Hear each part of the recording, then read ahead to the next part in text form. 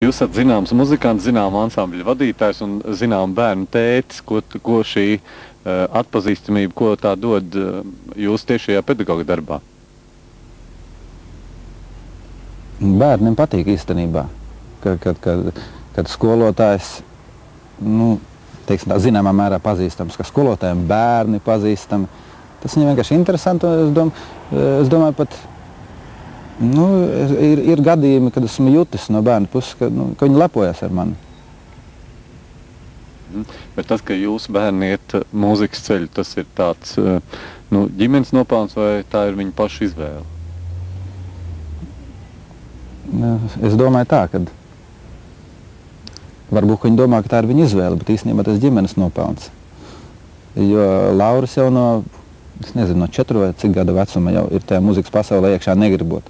Mazā rūta bija pavisam sīka, ja? Tā visur tika vilkta līdz visiem pasākumiem, tā ka jau no agras bērnības, es jau nerunāju tādas banālas lietas kā šūpuļdziesmu dziedāšana, ja? Bet visu savu apzinīgo bērnību, pusauģu un jaunības gadus viņi mums visu laiku bijuši līdzi. Un tā muzika viņam arī visu laiku blakus bijusi, un faktiski, manuprāt, viņi pat nevarētu iedomāties kaut ko citu. Viņam tas liekas norma, jo viņiem visu laiku bijusi muzika blakām. Kā 4 populāri cilvēki kopā sadzīvo? Es jau laikam tās tā kā bārenīcās, es mazāk populārais esmu. Bet principā mēs ļoti labi sadzīvojam. Mums ir ļoti... Jā, mani neviens neiebižo.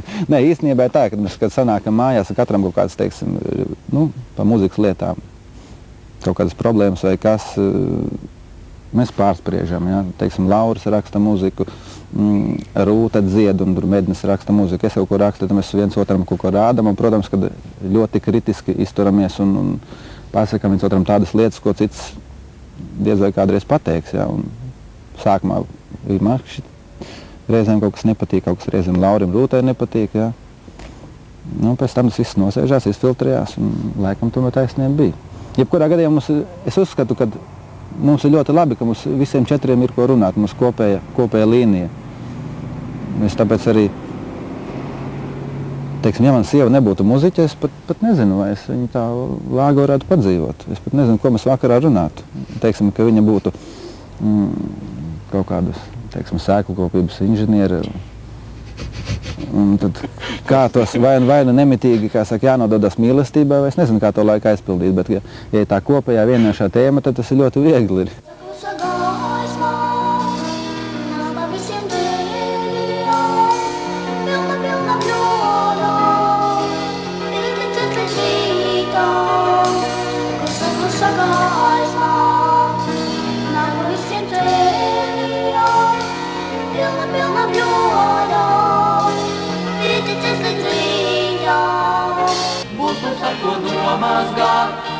Nosējām naktī, guli mana dziesmīnā, guli dejo rītī.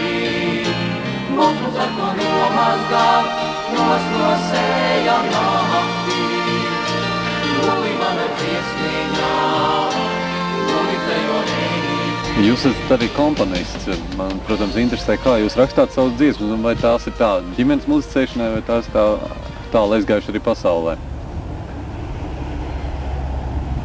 Ja runājam par pasauli, jā, tālu aizgājušas.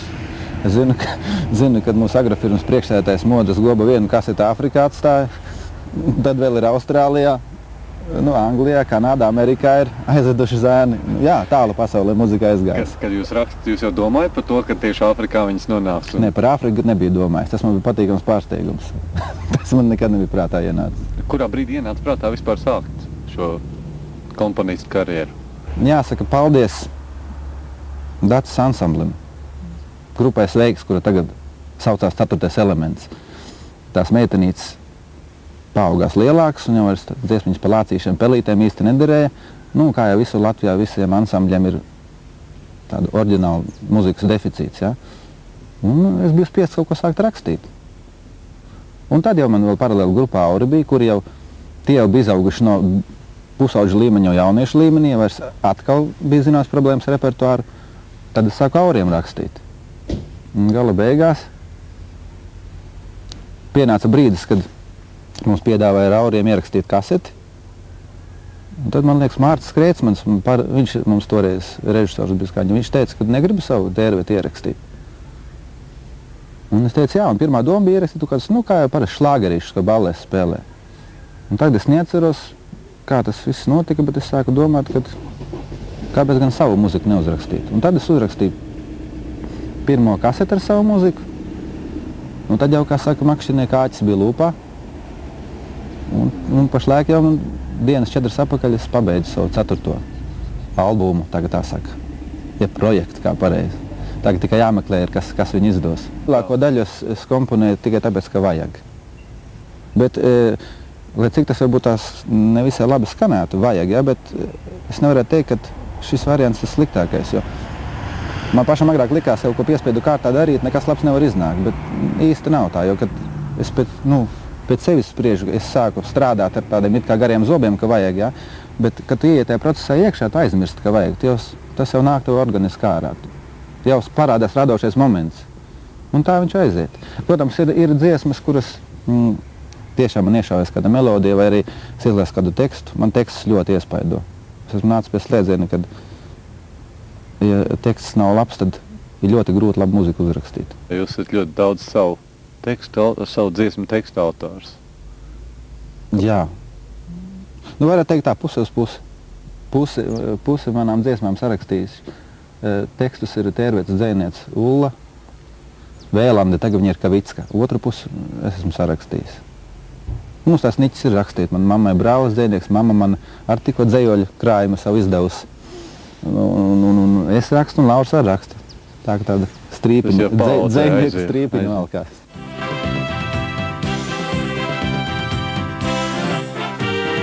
Mīļā meitiņ, negriez savu vaigu, kāpēc es šī tik steidzīga?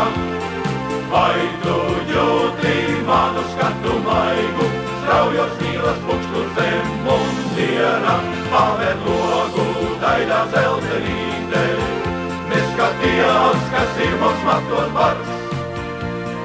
Mīlas lietās esmu Cēzars, to tev saka rašai zemes sars. Paver logu daļā zeltenīte, neskaties, kas ir mums matot vars. Mīlas lietās esmu Cēzars, to tev saka rašai zemes sars. Mīlas lietās esmu Cēzars, to tev saka rašai zemes sars. Jūsu ģimenes, ko mēs minējām, 4 populāriem cilvēkiem, 3 varētu teikt, ir tādā sfērā, kas saucās vienu vārdu šovbizness. Kā ir, teiksim, iet cauri, vai tā konkurence ir tāda milzīga skarba un tie cīņas paņēmieni nevienmēr tīri aizkulis, kā izdodās iziet ar tādu veselu ādu un varbūt, ka tās tikai baumas? Paldies Dievam, ka mani šī tēma neskar. Es nevienam dzīvot netraucēju, un man īpaši neviens netraucē.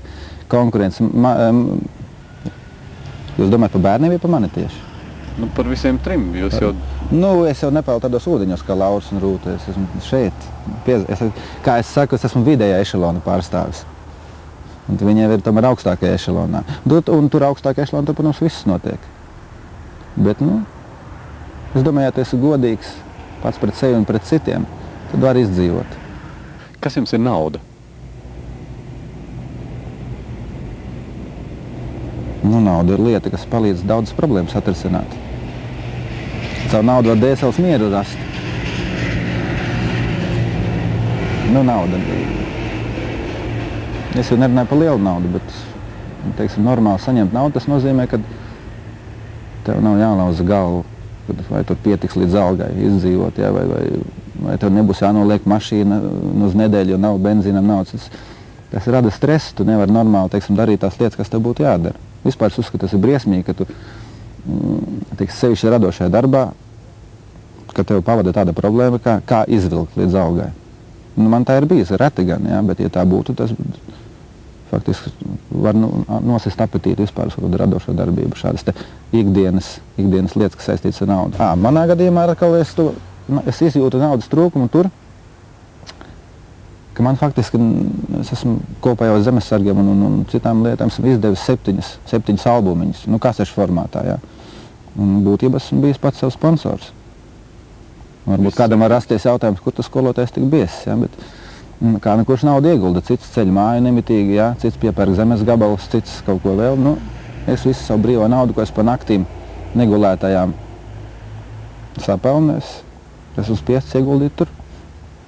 Pats būtu sponsors savām kasetēm, un tie ienākumi labākā gadījumā ir ļoti minimāli, ir arī gadījumi, kad man pa mīnusiem aizgājis. Vienīgais tas, kas dod gandarījumu, kad tu esi veicis darbu, ko dzird citi cilvēki, un paldies Dievam, kad novērtē, jā, tas tāds lieta, ko nevar ar naudu apmaksāt. Un es teiksim, nezinu, kā būs ar šo jauno kaseti, pašlaik es esmu pamatīgos mīnusos, jā, bet es esmu gatavs tam, kad pat ja es mīnusos palikšu, bet man tas bija jāizdara.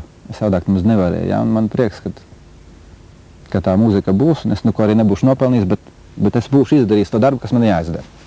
Bet ja man būtu nauda bijis, tad es varētu nopirkt reklāmas laiku, pareklamēties. Man arī problēma, ka es nekad neesmu bijis ne lielā studijā.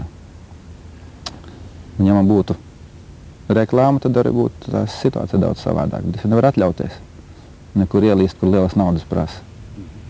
Muzikanta dzīve lielā mērā ir arī tāda saistīta ar bohēmu, vai tas savā laikā ir piedzīvots un ko no tā var bērniem stāstīt un ko var rekomendēt viņiem? Neko jau īstenībā nevar stāstīt. Bet bohēma ir piedzīvot, jā. Pilnīgi un galīgi. Un ko var rekomendēt? Būtībā neko nevar rekomendēt, jo faktiski jau nekad no cita kļūdām nemācās. Vismaz, cik es zinu pēc sevis, cik es zinu pēc saviem apkārtējiem. Tas pats mans Lauris, viņš no savām kļūdām mācās, nevis no manām. Es šo to viņu esmu pastāstījis. To es slikti darīju, to nevajadzēja darīt. Tad redzu, ka viņš kaut ko ar līdzīgu izdara, jā. Kaut gan esmu teicis, tā nedrīkst. Katrs pats mācās no savām kļūdām. Kāda ir jūsu vērtības skala? Kas ir augstāks? Tēvs, vīrs, muzikants, pedagogs? Īstenībā, man liekas, es nekur tāds īsti labs neesmu. Tāda vārda klasiskajā izpratnē. Es domāju, ka daudz, kas man ir labs kā tēvā, daudz kas. Bet ir arī kaut kas slikts. Tas pats arī kā pedagogam, kā muziķim, man ir labās puses, man ir atkal lietas, varbūt, kas nebūtu īpaši jāafišē.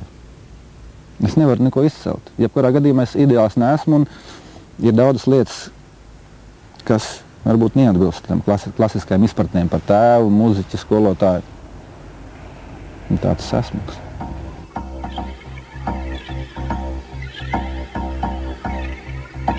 Šodien Persons Skots viesojās Tērvetē, un mēs sarunājāmies ar Artūru Reiniku.